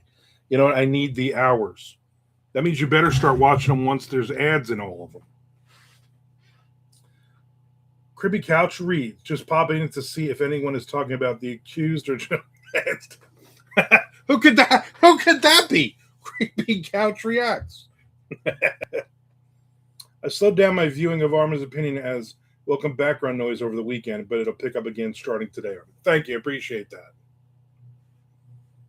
Yeah, weekends are like I'm getting 40 or what do I get? 59 hours. So it's like 5 days. So on Thursday, when is it? Whatever, however it is, 5 days. I always know when it's a Saturday or Sunday because I'm getting like 20 hours instead of the 40 hours I've been getting. Lorraine says gas station in New Jersey. She does like that bit.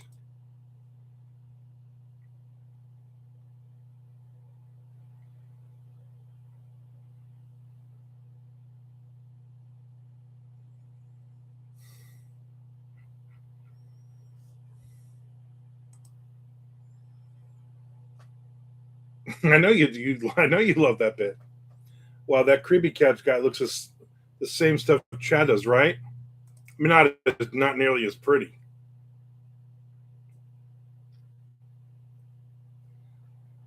Yes, I'm also here for any New Jersey gas station jokes, and there are so many of them.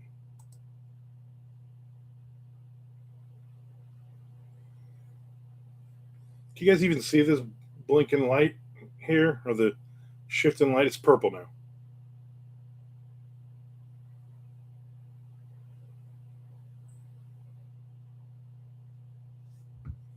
Yeah, I think we're good.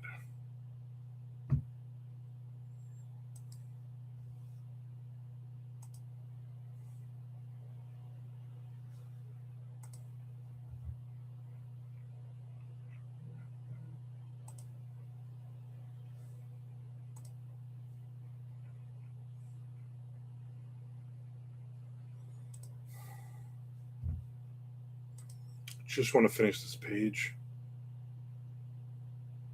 It says could have used that light for some extra zombie effects. Oh, yeah, I see the hint of a light like a squad car under your desk, which is weird because you want to know why, Nick? Squad car under your desk was my nickname in high school. See, if I put it in front of me, right? If I put it here, then like my face is glowing. But then it's like literally in my face. Right now I'm blind. Like I can't even look at it. I'm blinded. Blinded by the light.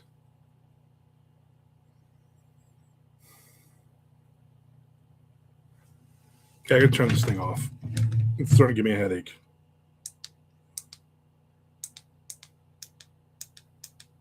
I don't even know how to turn it off. You just gotta unplug it. That's how you turn it off. Yeah, unplug it. The blue and purple are quite flattering. Frank says sorry. Why? Because you're the one who bought me this accursed item? It's gonna wrap up. The cord is all over the place. I'll put it over here. I'll put it over here so the cats can play with it.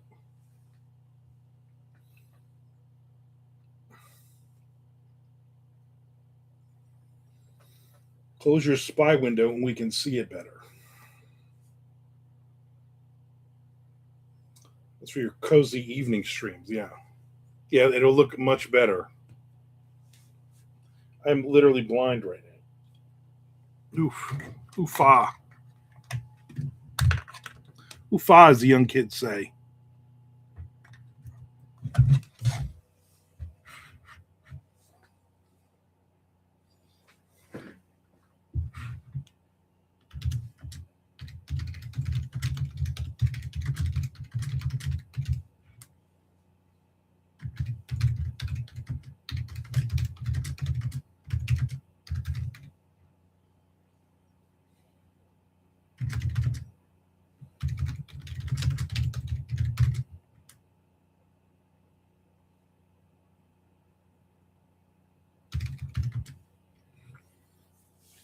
A mammoth. Would a mammoth have a foot, a hoof? What does a mammoth have? I probably should know this, right? Mammoth feet.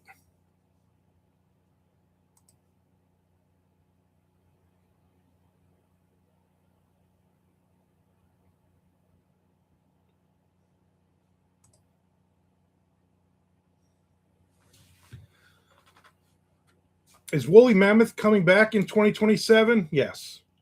Colossal Biosciences aims to produce the first woolly mammoth calves by 2027, but they will be genetic hybrids, cold resistant Asian elephants designed to mimic mammoth traits rather than exact replicas. Mr. Frank.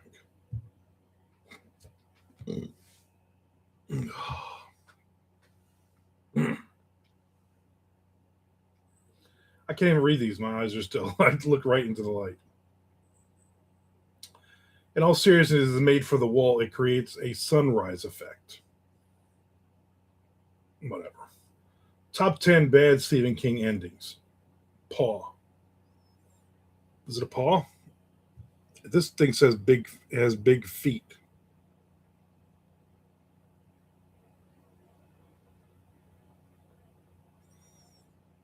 It says foot. According to my Googling. We're Googling dangers and recalled toys from the 70s and 80s, like the Henry Winkler show. Can't wait for that mammoth burger. Yeah, they're going to be delicious. They're a little woolly. If you're going to bring the mammoth back, bring the whole thing back. Otherwise, it's not a mammoth. Yeah, it's not a mammoth county. Feet like an elephant, I would imagine. Yeah, it's feet. Top 10 bad Stephen King endings. 1 through 8 will just be building exploded, town exploded, hotel exploded. Top 10 woolly mammoth body parts. Feet. We're going to do dangerous toys from the 70s.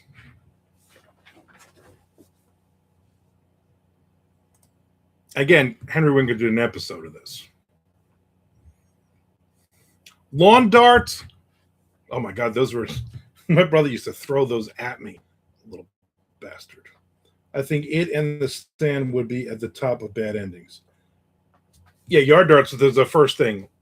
First one, lawn darts. Town and country games. Rocket lawn dart set. Brutal. SSP racers. Released by Kenner in 1970, were like big Hot Wheel cars with a rollerblade type wheel in the middle.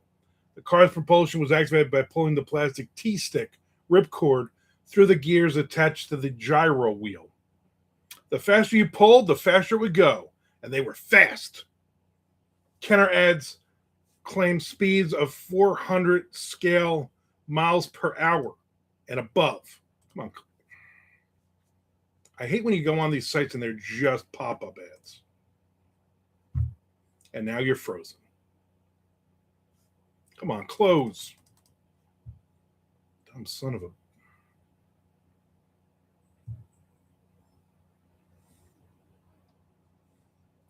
I don't want your pop-up bullshit. Stop.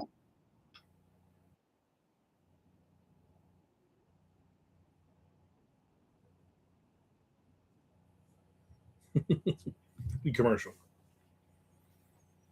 He says, give the mammoth built-in snowshoes. Also, the talisman would be on there somewhere. Frank says, what about those weird straw liquid balloon things? My mom never let me buy those. Yeah, that small lube of stinky stuff, Frankie. Yeah, Chad. So they those Kenner cars, you would pull it, insert the T-stick, grab a handle, and ouch, you know that loose skin between your thumb and index finger. If you didn't pull the T-stick straight up at a 90-degree angle, there will be blood. Slip and slide. We did not have one, but the Dowds did, and man, we got beat up on that. That was like going to Action Park without spending the money to get in. Super elastic bubble plastic from Whammo. It was a chemical goo that came out of what looked like a toothpaste tube. When placed on the end of a straw, it allowed you to blow up your own colorful translucent balloon. But ingredients like polyvinyl acetate, acetone, and ethyl acetate don't sound much like toothpaste flavors. Removing the cap, you knew right away these fumes were stronger than testers. Using this toy was about as safe as siphoning gas by sucking on a tube. Yeah, I remember those.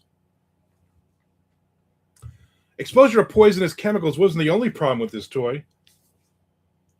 One of three things would happen: blow the hole through the glob. Glob was too big, your face turns red, or blow glob off end of straw like a pea shooter. I had some of those cars when we pull the thing out, it would burn you, yeah. I remember buying rolls of the paper caps and finding a rock, plopping my ass down on the sidewalk and smashing the caps with my fingers till both were gone, yeah. Soccer boppers? More fun than a pillow fight. They were released around the time of the first Rocky film in 1976. After watching Rocky Balboa train and overcome incredible odds in the boxing ring, young boys were more than ready to satisfy their own aggression by engaging in some safe pugilism. But instead of boxing gloves, they used these self-inflated mitts resembling plastic seat cushions. Girls liked them too, but the bout often resulted in tears far before the end of the first round. The danger was in how it was manufactured. There was a seam that ran the length of each glove. Normally, a soccer bopper undercut left you no worse for the wearer.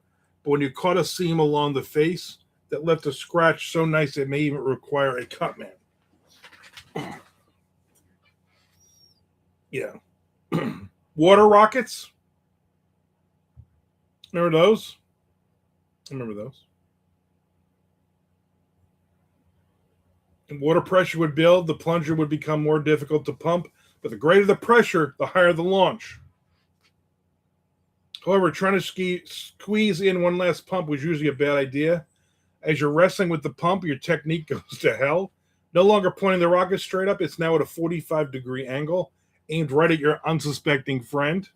Sometimes the water pressure was so great that the rocket released itself, creating a ground explosion and soaking the operator.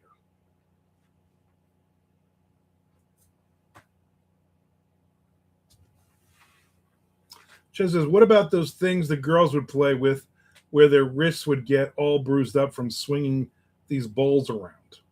So far, I had every toy on this list. Nick says, when I look up dangerous toys, I get the hit album Hellacious Acres from 91. Hit album, calm down. Evil Knievel Stunt Cycle. Moon shoes. Moon shoes had thick coils attached to a rigid sole. The springs were so thick they could have been shocks for an El Camino. One scary-looking pair involved red and yellow high-top sneakers that looked like they belonged to Ronald McDonald. Imagine an overly joyous 7-foot clown with white makeup bouncing around, hysterically laughing, knocking over your birthday cake. If you got away with a sprained ankle, consider yourself lucky. Clackers. Oh, my God. Clackers may have been inspired by bolas, which were weapons used by Spanish and Portuguese warriors in the late 1800s. First released in the 1960s, kids quickly became addicted to the sound and speed of the toy, buying millions of them by the early 70s. Two balls attached to a string, swinging up and down and hitting each other at high rate of speed. What else could they be called? Black eyes and bloody noses were common for both user and bystander. Plus, the balls could eventually shatter.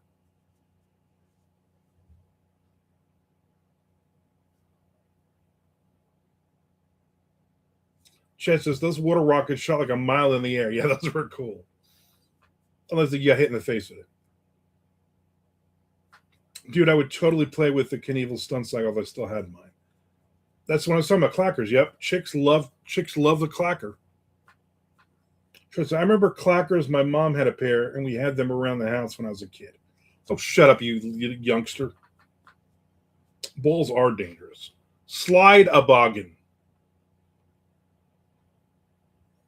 Released in 1977, Coleco's Slide-a-boggin was an 18 by 36-inch piece of tightly coiled Vinyl plastic used for winter sledding. We call them simply banana peels. And for good reason, they were much faster than a traditional sled. But unlike a flexible flyer, there's a complete inability to steer. Your only hope of slowing down was skidding the toes of your boots into the ground, shrieking behind you. Just because the sledding path curved away from a busy street didn't mean you wouldn't end up there. So that's that list. You must have played Asses Up or some similar game with a rubber ball and a wall. I don't even know what you're even saying there. Come on, get off this. I hate when they do this. So now the page is just completely frozen because of, I don't know, 97 pop ups.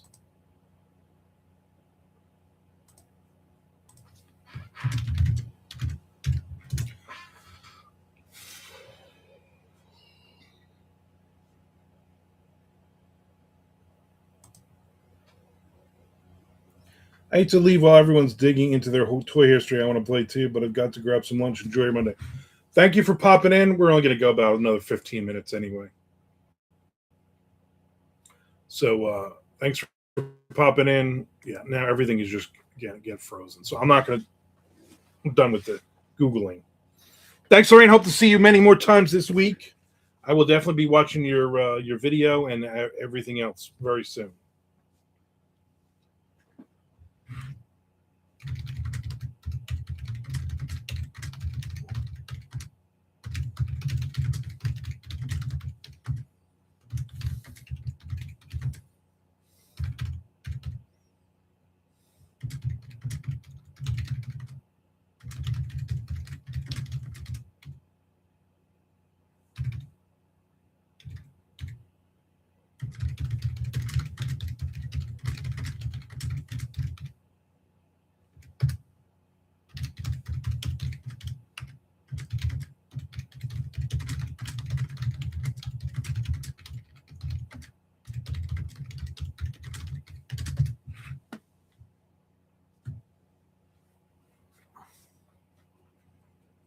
If the rain's leaving, why bother staying, right? I did watch the newest Expedition Files. Which one was the newest? Lorraine strikes me as a Polly Pocket kind of girl. Yeah, her and Chad, I can definitely see that. When Lorraine and Chad were kids growing up together, they played a lot of Polly Pocket together. What was the Expedition Files this week? I don't remember.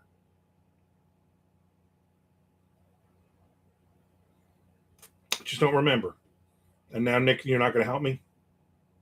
Come on, Nick.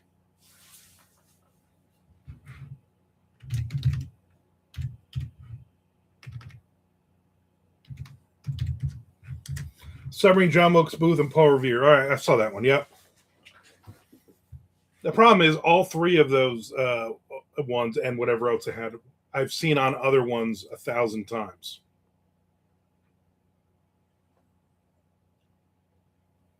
I watched that. I watched the Danny Trejo. Caught up on the last 2 weeks of that. On the David Duchovny one. On all of them. I watched all of them. Then the proof is out there. I watched all of them the other night, Friday night, I think. I'm like, why do they keep showing the same stories over and over and over?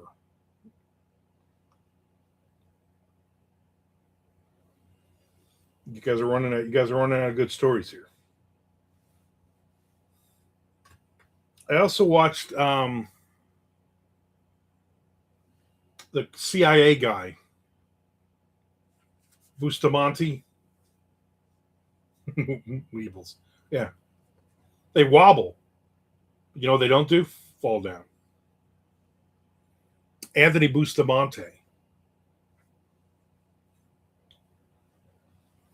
First, I watched Somebody Feed Phil Manila. I haven't watched that in a long time. I don't think I've watched it. He smiles too much, though. He's too happy.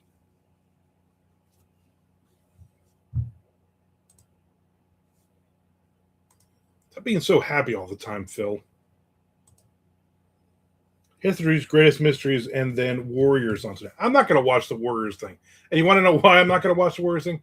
Because they've already done a show like that a while ago, and also produced by Derek Jeter. Seriously, Derek Jeter has anything to do with that at all, except slap my name on that? I'm like, I'm not watching that garbage.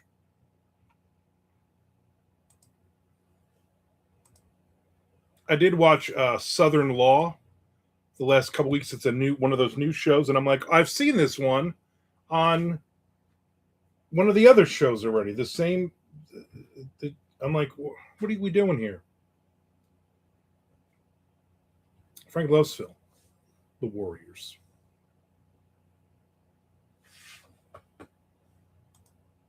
Yeah, when I think of Warriors, I think of Derek Jeter. That moron. I watched Jude. How was Jude Law? Was Jude Law good? Did they arrest anybody except for Jude Law?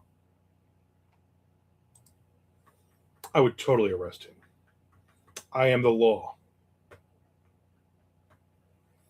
I listened to music, I think, on Saturday.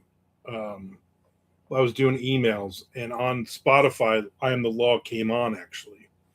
And I'm like, these lyrics are just dumb. I mean, unless you're a Judge Dredd fan, and you're like, oh, this is so cool. I'm like, it's just enough.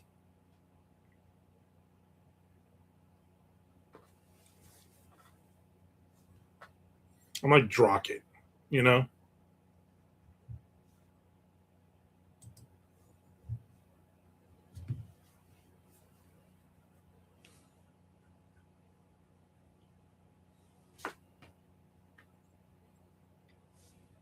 You see, they're doing that,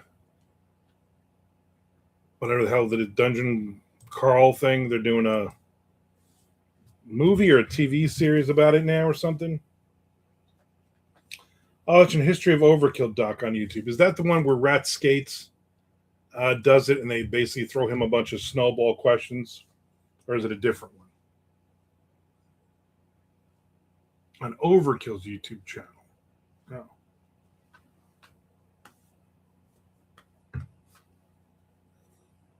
No, different. Oh, okay. I have not seen that one. I wore my Overkill shirt yesterday.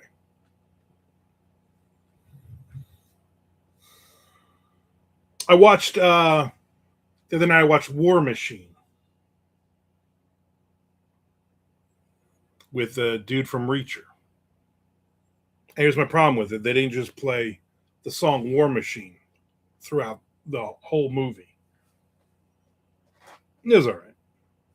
Chess, I listened to Among the Living twice this past week, and every time I Am the Law came on, I sang every lyric, remembering your hateful obsession with Anthrax lyrical topics.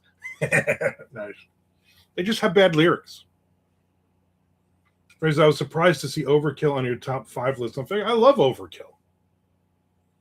I've seen them like a dozen times or more back in the day.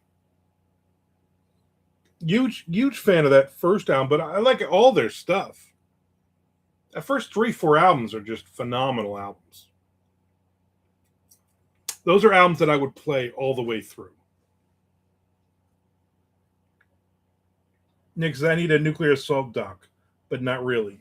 No, you just need a doc of him, the greatest drummer ever, would be the name of it. Commit a crime, I'll lock the door. We just need a Lilker doc, yeah. Basically, Danny Lilker just sitting there high for 90 minutes. Can you even legally pump your own gas in Mega City? Nice, Chad, nice. God, I wish Lorraine was still in.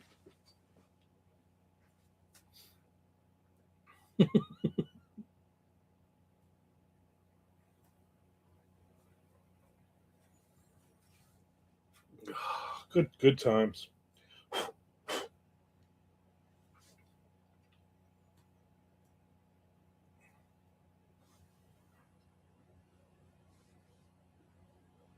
The kneecap itches. That's peculiar. No pumping your own gas, citizen. That's 5 years in an ISO cube. Drock. Yeah.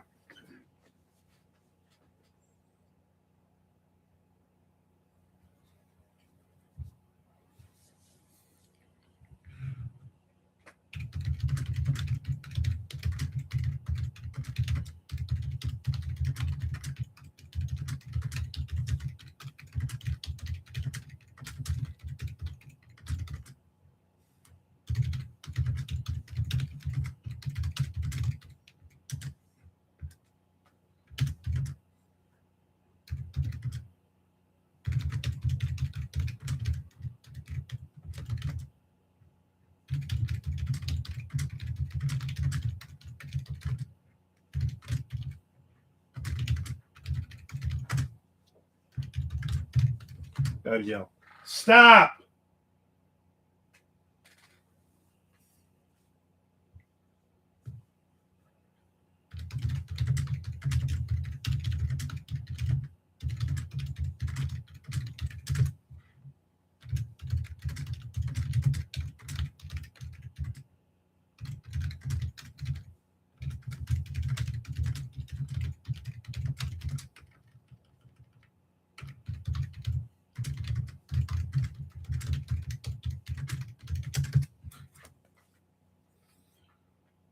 Two more minutes on the clock. 2 minutes on the clock. Appreciate everybody hanging out today. Appreciate everybody watching afterwards.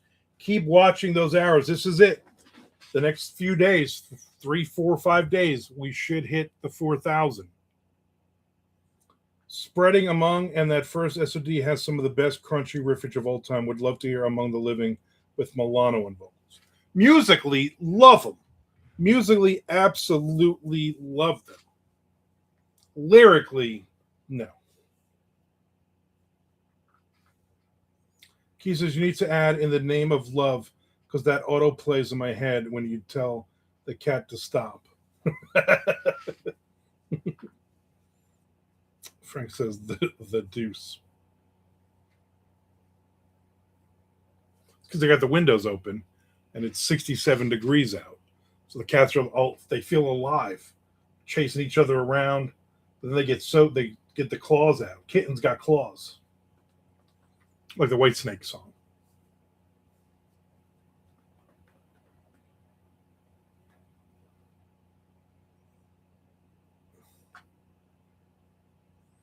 Let's hear Milano on Caught in a Mosh specifically. Yeah.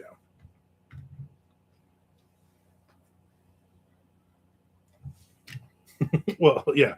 I mean, maybe Alyssa Milano will be the next Skid Row singer. I mean, they're running out of options at this point.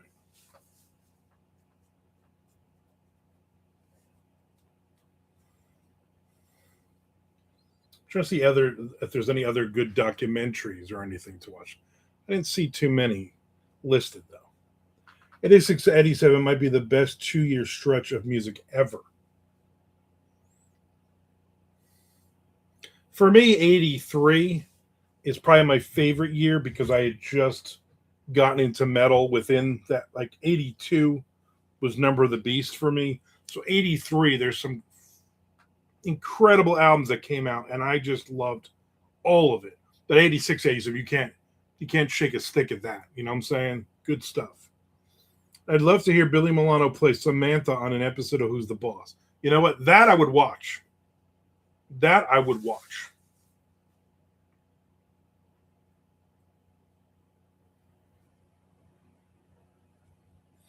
The best part of that Devo thing was when they played CBGB with the Dead Boys, and they said after the show, the Dead Boys beat them all up. I was like, that's awesome. Yeah, 86, 87 was prime. 16 years old, 17 years old. Going to see Metallica with Metal Church opening at the Passaic Capitol Theater in Passaic, New Jersey. Tony Danza. No, Sam. Tony Danza has a personality like a shoe. My wife was talking about somebody the other day, and I said, oh, he's got a personality like a shoe. And she kind of looked at me and said, Billy Milano interview. And she's like, stop saying that. It's funny. Billy Milano like talking to his show dad. Whatever. All right, everybody. Thank you for hanging out. I will be back tomorrow. We will do this again. Same Mondo time, same Mondo channel. Whitesnake, Rain and Blood among Master Peacetale's night songs. I think I need to do a rewatch of that. In Your Lou. What? What the hell are you saying? Thanks for seeing. See everybody tomorrow. See everybody tomorrow.